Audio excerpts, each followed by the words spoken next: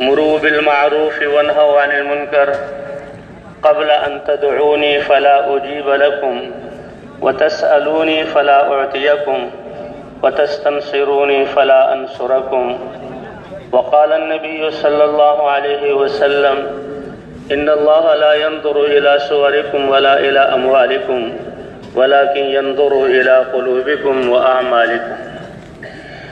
وقال النبي صلى الله عليه وسلم ألا فليبلغ الشاهد منكم الغائب أو كما قال النبي صلی اللہ علیہ وسلم. میرے محترم دوستوں اور بزرگوں اور بھائیوں، اللہ نے ہمیں یہ زندگی بطور امانت کے دی ہے. نہ کوئی انسان اپنی مرضی سے آیا ہے، اللہ زندگی دینے والے ہیں، اللہ پیدا کرنے والے ہیں. نہ کوئی انسان اپنی مرضی سے جا سکتا ہے، موت دینے والے بھی اللہ تعالیٰ ہیں. اور اس زندگی کے نظام کے لیے اللہ نے کائنات کے کتنے نقشوں کو انسانوں کی خدمت میں لگایا ہوا ہے. اللہ چلا رہے ہیں. اگر کسی نظام کو بھی اللہ روک دے تو 7 ارب انسان، بلکہ یہ پوری روئے زمین انسانوں سے بھری ہوئی ہو، آن کے آن میں ختم ہو جائے. یہ ہمارا زندگی کا نظام ہماری محنتوں، ہماری طاقتوں، ہمارے تجربوں اور ہمارے اسباب سے نہیں چل رہا، اللہ چلانے والے ہیں. اللہ نے قرآن میں اس کا ذکر کیا، یا ایھا الناس ان وعد اللہ حق، میرے وعدے ہیں کہ تم مرو گے اور مرنے کے بعد دوبارہ میں زندہ کروں گا. کیسے زندہ کرنے والے ہیں؟ کہ زمین کو بنایا پیدا کیا جائے گا، انسانوں کے جسم کے اجزاء کو جمع کیا جائے گا، ان کے جسم کامل ہو کر قبروں سے اٹھیں گے، سور پھونکا جائے گا، روحیں ان میں ڈالی جائیں گی، اور آدم علیہ السلام سے لے کر قیامت تک سارے انسانوں کو محشر میں جمع کیا جائے گا. اللہ کا دربار لگے گا، جنت کو اپنی زیب و زینت کے ساتھ قریب کیا جائے گا.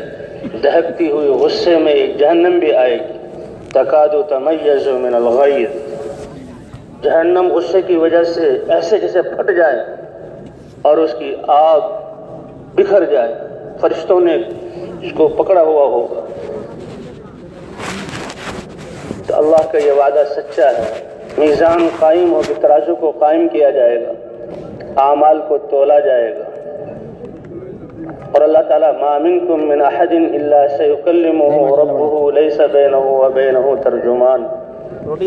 اللہ فرماتے ہیں میں براہ راست پوچھوں گا انسان سے. انسان میں نے بنایا تھا، یہ صلاحیتیں میں نے دی تھی، سارے نظام کو تمہارے لیے میں نے مسخر کیا تھا، بتاؤ میرے لیے کیا کر کے لائے ہو. تو پوچھ ہوگی. تو یہ میدان محشر جو قائم ہوگا، اللہ فرماتا ہے وما امر الساعۃ الا کلمح البصر.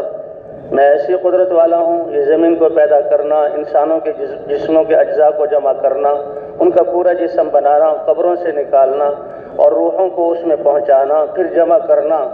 کہ جتنی دیر میں تم آنکھ جھپکنے میں بند کر کے کھولتے ہو، اس سے بھی کم وقت میں اس نظام کو قائم کر دوں گا. افحسبتم انما خلقناکم عبثا.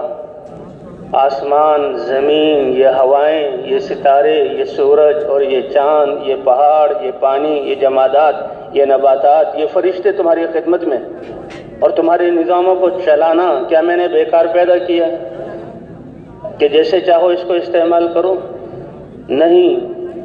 جب یہ ساری چیزیں تمہاری خدمت میں لگائی اور تمہیں عزت اور شرافت بخشی اور ایک بڑا مقام دیا، سب سے خوبصورت شکل دی، والتین والزیتون وطور سینین وهذا البلد الامین لقد خلقنا الانسان فی احسن تقویم. اللہ قسمیں کھا رہے ہیں، قسم ہے مجھے انجیر پھل کی، زیتون پھل کی اور طور سینا پہاڑ کی. ان قسموں کے بعد ہے انسان سب سے خوبصورت شکل میں نے تمہیں عطا کی ہے. وَلَقَدْ كَرَّمْنَا بَنِي آدم. آدم کی اولاد انسانوں کو ہم نے بڑی کرامت اور عزت اور شرافت بخشی ہے. تو کیا ان کو پیدا کر کے ان کے حال پہ چھوڑ دیا؟ نہیں، ان کی زندگی گزارنے کا طریقہ، ان کے جسم کے اعضاء کے استعمال کا ہر طریقہ اللہ فرماتے ہیں میں نے خود بنایا اپنی چاہت کے مطابق، اور نبیوں کے ذریعے تم تک پہنچایا، نبیوں کے ذریعے تم تک پہنچایا۔ آتا کل شیء خلقہ ثم ہدی، ہر چیز کی تخلیق ہم نے کی، اس کو شکل و صورت ہم نے دی، اور اس کو استعمال کا طریقہ ہم نے سکھایا۔ یہ بطخ کا بچہ پانی میں پیدا ہو کر خود ہی تیرنا شروع نہیں کر دیتا، یہ پرندوں کے بچے انڈے سے نکل کر خود ہی اڑنا شروع نہیں کر دیتے، یہ جت چلنے والے جانور پیدا ہو کر خود ہی جہاں اپنی زندگی کو نہیں بناتے۔ اللہ فرماتے ہیں جیسے ہم نے شکل، صورت، جسم، تخلیق ہم نے دی، ہم ان کی رہنمائی کر کے ان کو اپنے جسم کے استعمال کا طریقہ بھی سکھاتے ہیں۔ تو ان کو ہم نے ہدایت دی، اور انسانوں کو ایسے ہی چھوڑ دیں؟ نہیں، اللہ نے انسانوں کے لیے بھی طریقہ زندگی بنایا، اور وہی کامیابی کا دار و مدار ہے۔ اس لیے کہتے ہیں انسانوں کی کامیابی کا دار و مدار جسم سے باہر پھیلی ہوئی چیزوں پر نہیں ہے، کہ مال زیادہ ہو، اسباب زیادہ ہو، عہدے اچھے ہوں، بڑی زمین ہو۔ یہ تو ایک نظام چلانے کے لیے کسی کو زیادہ کسی کو کم دیا، اللہ چلا رہے ہیں۔ کامیابی کا دار و مدار، اس کے اسباب اللہ نے ہر انسان کو برابر دیے، کیونکہ اللہ ارحم الراحمین ہے، اور اپنی مخلوق سے، انسانوں سے اللہ کو بہت زیادہ محبت ہے۔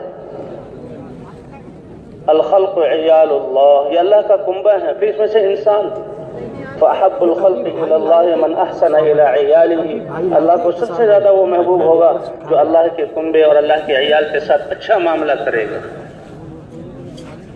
تو اللہ نے کامیابی کے لیے جو اسباب دیا وہ انسان کا دل ہے، اور دل کا مایہ انسان کے دل کے اندر یقین اور محبت ہے، اور کامیابی کے لیے اللہ نے انسان کو اعضاء دیے۔ ہر وقت انسان سے عمل صادر ہوتا رہتا ہے، اور عمل وہ چیز ہے جو اس انسان کو یا اللہ کے قریب کرتی ہے، اللہ کی رضا دلواتی ہے، یا اللہ سے دور کرتی ہے۔ کون سا عمل وقت ہے جس سے انسان عمل سے خالی ہو؟ دیکھنا، ہر وقت آنکھ کھولتا دیکھ رہا ہے ساری چیزیں، مجلس میں بیٹھا ہوا ہے، زبان سے بول رہا ہے، باتیں ہو رہی ہیں اس کو سن رہا ہے، ہاتھ سے لے دے رہا ہے، پاؤں سے چل رہا ہے، اور دماغ سے سوچ رہا ہے۔ تو اگر یہ ساری چیزیں اللہ کی چاہت کے مطابق ہوں تو ہر وقت یہ کمائی کر رہا ہے۔ اسی لیے اللہ کے رسول نے فرمایا ایمان والا اتنی بڑی کمائی کر رہا ہے، اتنے بڑے فائدے میں ہے کہ کوئی سانس، کوئی آن، کوئی گھڑی فائدے اور کمائی سے خالی ہے ہی نہیں۔ اور کمائی بھی کتنی بڑی، اللہ کی رضا حاصل کرنا۔ فإن أمره كله له خیر، اس کا ہر عمل اس کے لیے خیر ہے، بھلائی کا ذریعہ ہے، اللہ کی رضا کے حاصل ہونے کا ذریعہ ہے۔ ان اصابتہ سرا، دل میں اطمینان، خوشی کے جذبات، جسم میں راحت، کوئی نعمت چھوٹی یا بڑی یا پوری دنیا کی بادشاہت اس کو ملتی ہے، اس کا ایمان یہ بتاتا ہے کہ یہ نعمت دینے والی ذات اللہ کی ہے۔ تو ایمان کی بنیاد پر اس خوشی کے ملنے پہ سب سے پہلے اس کا دل اللہ کی طرف متوجہ ہوا، اس کا دل اللہ کا احسان مند ہوا، اور پھر برتن سے وہی چھلکتا ہے جو اندر ہو۔ جب دل میں ہے کہ اللہ یہ نعمت دینے والے ہیں، اللہ کا یہ احسان ہے، تو زبان پر بھی اللہ کے شکر کے کلمات، الحمدللہ الذی احیانا، الحمدللہ الذی اطعمنا، سبحان الذی سخر لنا۔ اللہ کے رسول نے وہ دعائیں سکھائی ہیں کہ جو دعائیں ہمیں یاد دلاتی ہیں کہ دیکھو یہ نعمت اللہ کی ہے، تم اللہ کے بندے ہو، اللہ ارحم الراحمین ہے، اس کا زبان سے شکریہ ادا کرو۔ کوئی عمل ایسا نہیں کہ جس عمل میں انسان لگے اور اللہ کے رسول نے دعا نہ سکھائی ہو اور وہ دعا انسان کو اللہ کی طرف متوجہ نہ کرتی ہو، اور انسان اس عمل کو خالص اللہ کے لیے نہ کرے۔ نسبت کے بدل جانے سے چیز کی قیمت بدل جاتی ہے۔ ایک ہی بھٹے کی بنائی ہوئی اینٹ ہے، اس کو بیت الخلاء میں لگاتے ہو تو انسان وہاں نجاست کرتا ہے، پیشاب پخانہ کرتا ہے، گندے جوتے لے جاتا ہے، گندا پانی ہوتا ہے۔ اسی اینٹ کو راستے پر لگا دیا جائے تو ہر جانور، ہر سواری اس پر سے گزر کے جاتی ہے۔ اسی کو اپنے گھر میں لگا دیا جائے، اب یہ محفوظ ہو جاتی ہے۔ اور وہی اینٹ مسجد اللہ کے گھر میں لگ گئی تو کتنی بڑی نسبت ہو گئی کہ جوتے سمیت داخل ہو نہیں سکتے، بدبودار چیز لے کر داخل ہو نہیں سکتے، بدبودار کھائی ہوئی چیز کو وہاں کھا کھا کر منہ میں بدبو لے کر جا نہیں سکتے۔ یہ اللہ کا گھر ہے، اس اینٹ کی نسبت اللہ کے گھر سے ہو گئی، اور وہی اینٹ بیت اللہ میں لگی ہو تو ہر وقت اللہ کا طواف، اللہ کے گھر کا طواف ہو رہا ہے۔ نسبت کے بدلنے سے قیمت بدل گئی۔ تو انسان کے عمل سے ہر عمل میں اللہ کی نسبت، اے اللہ ان صلاتی و نسکی و محیایا و مماتی للہ رب العالمین، یہ تعلیم دی گئی۔ اے اللہ میری عبادت، تیرے احکام، میرا زندہ رہنا، میرا مرنا تیرے لیے۔ تو یہ اللہ نے دین مرحمت فرمایا، اور دین کی زندگیوں میں آنے کے لیے اللہ نے انبیاء جیسی ہستیوں کو چنا، پاکیزہ روحوں کو چنا اور دنیا میں بھیجا، اور نبوت ملنے تک اللہ نے ان کی تربیت فرمائی، اور پھر نبیوں کو حکم ہوا میرا پیغام لے کر جاؤ۔ سب سے پہلے انسان اللہ نے ان کو اپنا رسول اور نبی بنا کر بھیجا، آدم علیہ السلام۔ باپ اولاد کی تربیت کرتا ہے، آدم علیہ السلام نے اپنی اولاد کی تربیت ایمان اور اعمال کی بنیاد پر کی۔ اور انسان کی فطرت میں ہے، محنت چھوٹے تو انسان بھولنا شروع ہو جاتا ہے، چیز اس کی زندگی سے نکلنا شروع ہو جاتی ہے۔ تو حضور صلی اللہ علیہ وسلم کی ذات گرامی سے پہلے وَإِن مِّنْ أُمَّةٍ إِلَّا خَلَا فِيهَا نَذِيرٌ، کسی قوم اور امت کو ہم نے ڈرانے والے کے بغیر نہیں چھوڑا۔ انبیاء چلے گئے تو ان کے نائب علماء اور انبیاء ہر وقت دعوت دیتے تھے۔ اور یہ انسان اتنا عظیم، یہ اعمال اتنے عظیم کہ یہ انسان اللہ کی عبادت کرتا رہے اور اللہ کا قرب حاصل کرتا رہے، اور جب ہر عمل میں اللہ کی نسبت تو وہ اللہ کا امر، اللہ کی رضا کے حاصل ہونے کا ذریعہ۔ لا يزال عبدی يتقرب الی بالنوافل، فرائض تو فرائض ہے، یہ نوافل کے ذریعے، نفلی صدقہ، نفلی ذکر، نفلی عبادت، یہ کرتا اللہ کے قریب ہوتا رہتا ہے۔ اتنا بڑا اعزاز اس حدیث میں، حتی اکون سمعہ الذی یسمع بہ، کہ یہ بندہ اتنا اونچا ہو گیا، اللہ فرماتے ہیں میں اس کا کان بن جاتا ہوں جس سے سنتا ہے، اس کی آنکھ بن جاتا ہوں جس سے دیکھتا ہے، اس کا ہاتھ بن جاتا ہوں جس سے یہ لیتا دیتا ہے، اس کا پاؤں بن جاتا ہوں جس سے چلتا ہے۔ تو کیا مطلب کہ جیسے انسان اپنے اعضاء کو اپنی چاہت کے مطابق استعمال کرتا ہے، اب یہ اس نے اپنے ایسی تربیت کی اور اللہ کے احکام مان کر اس درجے تک پہنچ گیا کہ جیسے انسان اپنے اعضاء کو اپنی چاہت کے مطابق استعمال کرتا ہے، اب اس کی آنکھ اللہ کی چاہت کے مطابق استعمال ہوتی ہے، یہ اپنی زبان کو اللہ کی چاہت کے مطابق استعمال کرتا ہے، یہ اپنے کانوں کو اللہ کی چاہت کے مطابق استعمال کرتا ہے، اس کا ہاتھ سے لینا دینا اللہ کی چاہت کے مطابق ہے، اور اس کا چلنا بھی اللہ کی چاہت۔ اور جس عمل میں اللہ کی نسبت آ گئی، اللہ اکبر، یہ زمین اور آسمان اور اس کے سارے خزانے اس ایک عمل کے برابر نہیں ہو سکتے۔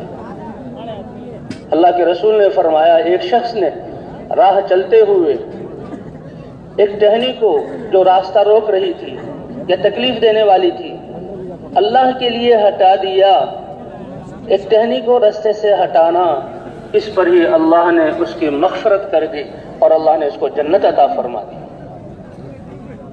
ایک مسلمان کا دوسرے مسلمان کے پاس اللہ کی نسبت پر جانا، اس کی عیادت کے لیے، بیمار ہے، اللہ کا بندہ ہے، لا الہ الا اللہ کہتا ہے، حضور کا امتی ہے، اس لیے میں اس کی بیمار پرسی کے لیے جا رہا ہوں، بہت عرصہ ہوا ملاقات نہیں ہوئی، اس کی ملاقات کے لیے جا رہا ہوں، میری اس ملاقات سے اللہ کا بندہ خوش ہو جائے گا۔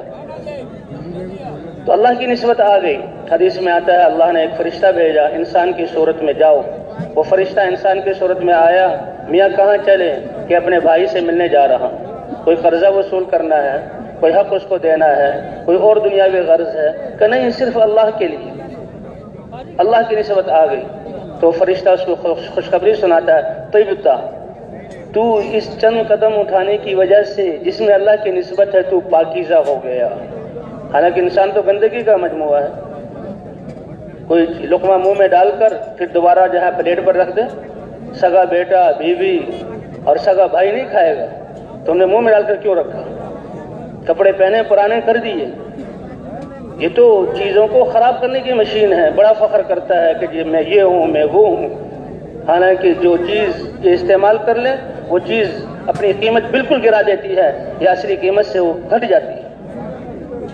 لیکن جب اللہ کی نسبت تو کیا طیبتا، تو پاکیزہ ہو گیا، وطاب ممشاک، تیرا چلنا مبارک ہوا، وتبوأت فی الجنت منزلہ، تو نے جنت میں ایک ٹھکانہ بنا لیا۔ اللہ پوچھیں گے، اے میرے بندے، میں بیمار ہوا تھا، تو نے میری عیادت کیوں نہیں کی؟ اللہ فرما رہے ہیں بندے، اے رب العالمین، تو رب ہے، اللہ ہے، تو پاک ہے، آپ کیسے فرما رہے ہیں کہ بیمار ہوا تھا؟ کہا میرا فلاں بندہ روئے زمین پر بیمار ہوا تھا، اگر تو اس کی عیادت کے لیے جاتا تو مجھے بھی وہیں پاتا۔